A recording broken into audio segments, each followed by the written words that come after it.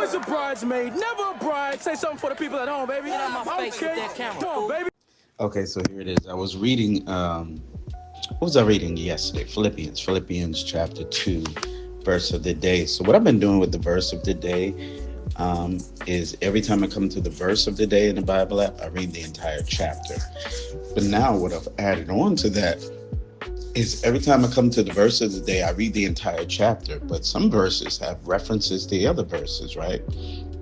So anytime I see a reference to another verse, I go to that verse and read that entire chapter and just make notes on it and go all the way through and see the revelation. And if there's another reference, and I go to that verse and read that entire chapter, and I just keep bouncing and seeing all the connections. So here's the connection I saw.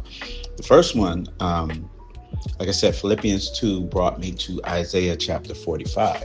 But Isaiah chapter 45 brought me to Psalms chapter 2. And in Psalms chapter 2, we see David is actually prophesying about Yah, the Father, and Yahusha, the Messiah. And in that chapter, I think it's verse 8, Yah is saying, ask of me, and I will make the nations your inheritance. I will give you all of the earth, to rule as a possession. And he's talking to the Son, Yahusha, right? He's saying that to him. And as I was reading that, I was like, wait a minute, this sounds familiar. Like, this sounds real familiar. And then you go back and you go into, Matthew or Luke? Like, you can find it everywhere where Yahusha or Jesus was tempted in the wilderness for 40 days.